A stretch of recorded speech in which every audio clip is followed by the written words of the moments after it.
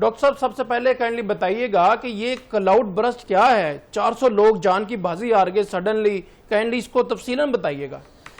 دیکھیں عمر، جہاں تک کلاؤڈ برسٹ کی بات ہے تو اس کی اگر ہم ایک تکنیکی ڈیفینیشن دیکھیں تو اس خطے میں جو مختلف موسمیات کو دیکھنے والے ادارے ہیں انہوں نے اس کی ایک ڈیفینیشن یا اس کی تعریف کچھ اس طرح سے کی ہے کہ اگر ایک 5 سے 10 کلومیٹر تک کے محدود علاقے میں 1 گھنٹے میں کوئی تقریباً 100 ملی میٹر یعنی تقریباً کوئی 4 انچ تک اگر بارش ہو جائے تو اس کو اس علاقے میں بادل پھٹنے کا واقعہ قرار دیا جاتا ہے۔ بالکل صحیح۔ تو انڈیا پاکستان میں موسمیاتی محکموں نے یہی اس کی تعریف رکھی ہوئی ہے۔ اب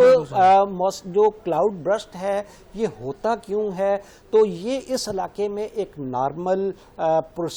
جو ہے ایک انوائرمنٹ سے جڑا ہوا ایک واقعہ ہے جو کہ یہاں پہ ماضی میں شاذ و نادر اس کے واقعات ہوتے رہتے تھے، اور مونسون سے ذرا پہلے یعنی مارچ اپریل میں اور مئی میں، اور پھر اس کے بعد مونسون کے دوران اس کی انسیڈنس ماضی میں رپورٹ ہوتی رہی ہے۔ مجھے یاد آ رہا ہے کوئی آج سے 20 سال پہلے کالا ڈھاکہ مانسہرہ میں کلاؤڈ برسٹ ہوا تھا تو اس وقت بھی کچھ تھوڑی تباہی ہوئی تھی۔ پھر مجھے یاد ہے 2013 میں اسی ہمالیین فٹ سٹیپ پہ جب انڈیا کے اندر اتراکھنڈ کے اندر جو بڑا مشہور کلاؤڈ برسٹ ہوا تھا اس میں 6000 سے زیادہ لوگ مارے گئے تھے، اس کے ساتھ جو اچانک سیلاب آ گیا تھا۔ تو کلاؤڈ برسٹ جو ہے یہ یہاں پہ ماضی میں اکا دکا اس کے واقعات رپورٹ ہوتے تھے، لیکن اس سال تو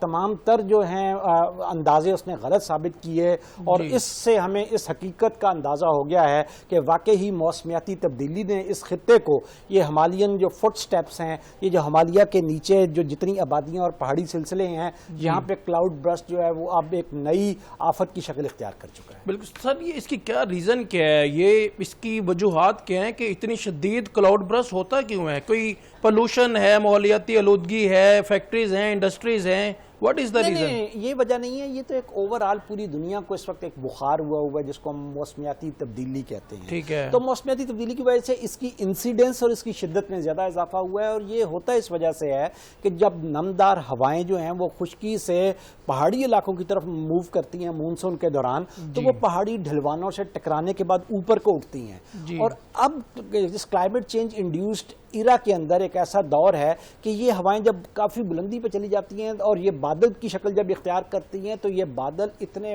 بڑے، گہرے اور بھاری ہو جاتے ہیں کہ یہ پھٹنا شروع ہو جاتے ہیں۔ اب پہاڑوں کی چوٹیوں کے پاس جب یہ پھٹتے ہیں، ایک سے زیادہ cloud burst events with in circumference of 5 to 10 kilometre جب ہوتے ہیں تو وہ پانی اتنی ڈھلوان سے پوٹینشیل انرجی کے ساتھ اتنی طاقت سے زمین کی طرف نیچے آتا ہے تو وہ رستے میں آنے والی ہر چیز، پتھر کیا، لکڑی کیا، خس و خاشاک، ملبہ، وہ اپنے ساتھ بہا کے لے آتا ہے، اور نیچے جو انسانی آبادیاں ہیں اس کو تباہ و برباد اور غارت کرتا ہوا نیچے جا کے اپنے جو نیچرل پیسیجز ہیں اس کے اندر چلا جاتا ہے۔ تو بنیادی طور پہ یہ ایک